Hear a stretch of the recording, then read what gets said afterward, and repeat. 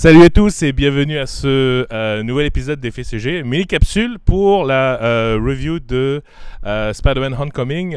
Évidemment, là, on va pas vous donner la review au complet, mais ce qu'on vous propose de faire, c'est comme à notre habitude, de vous donner un petit preview de ce qu'on a pensé du film. Alors, je vais rapidement passer la parole à mes collègues. En premier, Luc. Oui. Wow. Spider-Man Homecoming, super bon film de Marvel, un des meilleurs. Le meilleur Spider-Man sorti à date. Comme la plupart des bons films de super-héros, c'est le méchant qui fait le film, puis Michael Keaton fait vraiment le film, il est vraiment méchant. Ouais. Puis les tie-ins avec le MCU, c'était bien fait, c'était pas overdone. Très peu de mauvaises choses à dire sur ce film-là, vraiment. C'est un film à voir, puis on espère que Sony puis Marvel Studios vont continuer leur alliance. On espère qu'ils vont voir la lumière puis qu'ils vont continuer parce que c'est dans cette direction-là qu'il faut aller. Parfait. C'est Hugo pour toi? Ce qu'il a dit. Une note parfaite. Je donne un 10 sur 10 officiel. Oh! On va se lancer pour une note, c'est bon? Oui. Wow. Excellent film. Tom Holland joue un Spider-Man parfait, un jeune à l'école. Super le fun, super awkward. J'ai pas senti de longueur, pacing parfait, l'histoire est excellente, effets visuels débiles, musique, regarde, 10 sur 10 sur tout. Parfait. Absolument. C'est pas un film parfait. OK, on va dire ça tout de suite. Mais en même temps, c'est un très bon film. Moi, ma note, au début, comme je pensais, OK, peut-être à 8.2, 8.3.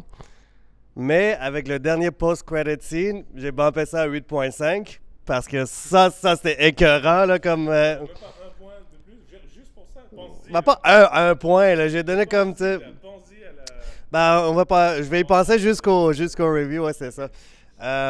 Mais on avait eu une discussion à un moment donné sur... tu sais, quand on essayait de faire des prédictions et tout, j'avais dit que s'il y avait un truc qui ferait ou qui ferait pas, automatiquement, j'en enlevais quand même beaucoup de points. C'est ça qui est arrivé sans aller dans les spoilers. Donc, on en parlera plus tard cette semaine. Mais, en tout, quand même, très, très bon film. Certainement, je ne regrette pas de l'avoir vu. Parfait. Stéphane, pour toi, le grand retour de Stéphane. Oh yeah! Moi, je vais garder ça vraiment short and sweet. One word. Wow! Oui, s'il te plaît, ne drop pas le micro. Écoutez, pour ma part, encore une fois, j'ai pas besoin de me répéter à tous les films de Marvel, mais c'était vraiment un excellent film. Je vous recommande fortement à ceux qui n'ont pas vu d'aller le voir dès que vous pouvez. Mieux que Wonder Woman? Certainement mieux de Wonder Woman. On en fera un épisode de Wonder Woman. Les gens demandent du sang, il n'y a pas de problème.